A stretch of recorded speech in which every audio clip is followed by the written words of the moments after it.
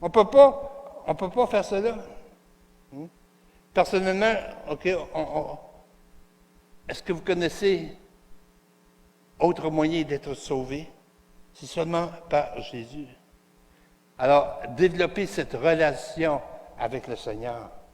Développez cette relation qui va vous amener à réellement être en communion avec lui. Et cette communion-là va vous donner de l'assurance. Avez-vous cette assurance une fois de plus? Dieu vous demande d'avoir cette assurance. Et qu'est-ce qu'on entend par le mot assurance? Une assurance, c'est être sûr de soi. C'est d'avoir le courage de se tenir debout pour le Seigneur et aussi lorsqu'il y a de l'opposition. Pierre et Jean, malgré ce qu'ils ont fait, malgré ce miracle qui s'est accompli à travers eux, on sait que c'est Dieu, mais ils ont été capables de se tenir debout face à cela. Sommes-nous capables de nous tenir debout lorsqu'il peut y avoir de la critique ou des choses qui sont contraires à ce que Dieu voudrait? Alors, ayons cette relation personnelle, cette relation intime avec le Seigneur, et cela va nous donner une assurance. Et on pourra, peu importe où ce qu'on va, on pourra aller et on pourra chanter « J'ai l'assurance de mon salut, la la la la la, la la la la », j'ai oublié les mots. Hein? Mais j'ai l'assurance de mon salut. Hein? Puis, le refrain, ça disait quoi? C'est mon histoire, c'est ma chanson, louant mon sauveur, le jour durant. C'est toute la journée. Avoir cette relation avec Dieu, ça doit être notre histoire, ça doit être notre chant. On devrait avoir cette assurance de notre salut et on ne devrait pas avoir peur de le partager avec les autres. On a dit que notre thème pour cette année, puis malgré tout ce qui s'est passé, la COVID, la pandémie, les marches, pas de marche, chanter, pas chanter, parfois là, ça en perd la tête. Mais notre thème cette année chez nous, c'est quoi? Le connaître et le faire connaître. Et c'est une chose de le connaître. Mais est-ce qu'on le fait connaître? Moi, je suis content qu'il y ait quelqu'un qui l'a connu et me le fait connaître. Sinon, je ne serais pas là aujourd'hui. Alors, cette personne-là avait de l'assurance. Tellement qu'elle était fatigant pour moi. Il ne lâchait pas. Mais il le faisait d'une bonne façon. Il n'était pas légalistique, puis tout ça. Là. Il le faisait avec amour. Quand il y avait l'opportunité, il disait un petit mot. Puis moi, je faisais un trou dans le mur. mais encore, il y avait cette assurance. Est-ce que nous avons l'assurance de notre salut? On a assez d'assurance qu'on ne veut pas que personne d'autre soit perdu. Personne d'autre passe l'éternité en enfer et qu'on va parler de cela, parler du Seigneur. Alors, ayons cette relation intime, personnelle avec Jésus. Le deuxième point, c'est que nous devons avoir confiance en Dieu le Père. On a parlé d'avoir cette relation avec Jésus, mais confiance en Dieu le Père également. Et on va lire dans le livre des Actes, au 4e chapitre, versets 24 à 29, si vous voulez. Ça nous dit, lorsqu'ils l'eurent entendu, ils élevèrent la voix à Dieu tous ensemble et dirent, Seigneur, toi qui as fait le ciel, la terre, pour que l'on parle de Dieu, de la mer, tout ce qui s'y trouve, c'est toi qui as dit, par le Saint-Esprit, par la bouche de notre Père, ton serviteur David. Pourquoi ce tumulte, tout cela, OK?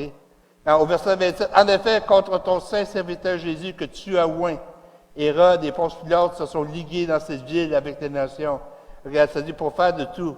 Mais ça dit au verset 20, et maintenant, Seigneur, vois leurs menaces et donne à tes serviteurs d'annoncer ta parole avec pleine assurance. C'est quelque chose qui est recherché, malgré tout ce qui s'est passé, malgré l'inculpation de Jésus, malgré la crucifixion de Jésus, malgré voir comment que Jésus a été traité, crucifié, il voulait avoir cette assurance pour aller annoncer la bonne nouvelle.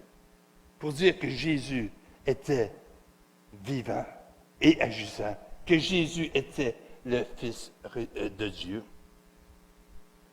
Et les autorités religieuses, eux, ici, voulaient interdire à Pierre et à Jean, OK, ils voulaient lui faire promettre de ne pas parler de Jésus. Et eux priaient pour encore plus de puissance, plus d'assurance. Hein? Et ça nous dit que lorsque Pierre et Jean sont ressortis, les gens sont arrivés et ont connu le Seigneur. Les gens acceptaient le Seigneur. Des fois, c'est à 3000 dans une journée qui venaient au Seigneur. Je me dis, Seigneur, il n'y a personne qui va accepter le Seigneur tant qu'il n'y a pas quelqu'un qui lui parle du Seigneur. Et on a besoin de faire cela. Oui, il est bon de le connaître, mais il est bon de le faire connaître aussi. Encore là, vous voyez pourquoi que réellement c'est important, OK, de partager, important de s'identifier en tant que croyant. Okay? C'est vrai que d'opposition, il y en a eu, il y en aura toujours. Mais encore là, Dieu, laissez-moi vous dire, il n'a jamais perdu le contrôle. Dieu est toujours en charge. Dieu ne s'est jamais promené et dit « Oups, j'ai fait une erreur, là. » Non. Dieu ne fait pas d'erreur avec vous. Et Dieu vous a donné des dons, des talents, mais Dieu vous a donné son Fils Jésus. Et c'est quelque chose qu'il veut que vous puissiez partager avec nous. Si j'arriverais un bon matin, puis je dirais, j'ai gagné 100 millions, la super loto, ou peu importe, puis je donne 1 million à chacun de vous. Est-ce que vous garderiez ça et ne diriez pas à personne? Et vous sortiriez d'ici, et vous diriez, hey, j'ai 1 million, hey! Vous avez la vie éternelle. Ça vaut bien plus qu'1 million, ça. Annonçons. Dites ce que vous avez reçu. Une autre chose qu'on peut voir également, et même on va juste aller au verset, dans le livre des Proverbes, au chapitre 29, verset 25, ça nous dit, la crainte de l'homme tend un piège, mais celui qui se confie en l'Éternel est protégé. Juste avoir peur, là, c'est comme tu tombes dans un piège. Mais confie-toi en Dieu, en l'Éternel. Et ça nous dit qu'il y a une protection spéciale sur toi. Confie-toi. Fais penser à un autre chant. La parole de Dieu me fait tellement penser à des chants qu'on chante. Hein, à quel chant ça vous fait penser, ça? Confie-toi à l'Éternel.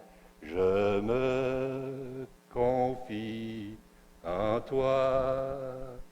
La, la, la, la. En tout cas, OK.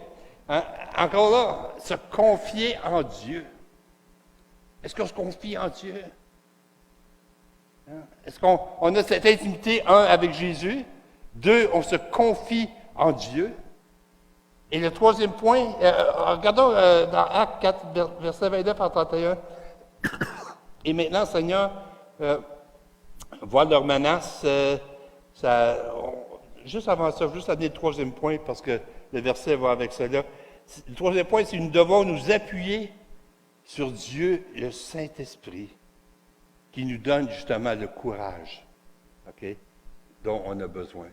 Parce qu'on a besoin du courage, mais Dieu le donne. Demandez, vous recevrez.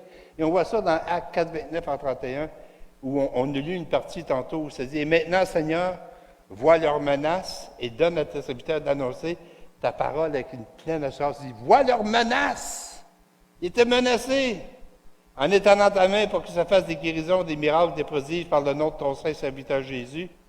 Et ça dit, quand ils eurent prié, ils furent tous remplis du Saint-Esprit, ils annonçaient la parole de Dieu avec assurance. Mais il y avait de la menace qui était là. Et si on continuera à lire dans ce chapitre-là, on va voir comment est-ce qu'il y a eu des miracles, on va voir comment est-ce que des gens sont venus au Seigneur, malgré les menaces. Pourquoi? Ils avaient cette assurance. Avez-vous cette assurance? Hein? Vous remarquez ça, comment est-ce qu'ils disent? Hein? Voir leurs menaces. Mais peu importe, Seigneur, donne-nous de l'assurance. Peu importe ce qu'ils disent, peu importe ce qu'ils font. Donne-nous de l'assurance. Et si on voit la mort des apôtres, de ce Moïse, ça prenait de l'assurance. Le seul qui est mort, on peut dire sa belle mort, c'est Jean. Puis encore là, lui aussi, il a passé des temps difficiles. L'assurance n'est pas donnée à des gens qui sont rebelles. Mais encore là, Pierre et Jean disent, donne de l'assurance à tes serviteurs. Hein? Le serviteur, encore dans le grec, veut dire comme un esclave consacré. L'apôtre Paul se considère comme un esclave de Jésus-Christ. Quelqu'un qui est entièrement consacré à son maître. Hein? C'est important de vraiment demander à Dieu qu'il nous donne son Saint-Esprit. Que son Saint-Esprit nous fortifie, que son Saint-Esprit nous encourage. Encore, dans Actes, au chapitre 5, verset 12, la parole de Dieu dit ceci. Beaucoup de miracles et de prodiges se faisaient au milieu du peuple par les mains des apôtres. Ils se tenaient tous ensemble au portique de Salomon. Alors, vous pouvez voir ça, c'est suite à cela. Il y avait beaucoup de miracles, de prodiges, des gens qui venaient au Seigneur. Pourquoi? Parce qu'il y avait des hommes, et je vais ajouter des femmes, qui avaient une assurance. Une assurance accompagnée de courage et qui n'avaient pas peur d'aller et annoncer la bonne nouvelle, qui est que Jésus-Christ était mort, mais aussi crucifié, mais aussi ressuscité. Avons-nous cette assurance? Est-ce qu'on prend cela à cœur et elle m'a dit, je veux le connaître. On veut le connaître pour toutes ses bénédictions. On veut le connaître pour sa bonté, pour sa grâce, sa miséricorde. Mais est-ce qu'on veut le connaître assez pour être obéissant et aller, comme il nous dit dans Matthieu 28, 19, aller par toutes les nations? Hein? Ou commencer par Jérusalem, puis la Judée, puis tout cela, la Samarie, puis jusqu'aux extrémités de la terre. Est-ce que j'ai assez d'assurance pour parler de Jésus à mes co-ouvriers? Est-ce que j'ai assez d'assurance pour parler à Jésus aux gens de ma famille, à ma parenté, ou peu importe, quand on est guidé par le Saint-Esprit, de pouvoir le faire. Alors, c'est vrai, vous savez que c'est pas tout le monde qui va croire. On le voit dans la parole de Dieu, c'est comme ça également. Mais encore là, on doit quand même annoncer le Seigneur Jésus-Christ. Et certains viendront à lui. Mais pour cela, il faut que nous ayons un cœur rempli d'assurance, de pouvoir être capable d'en parler, de pouvoir aller de l'avant.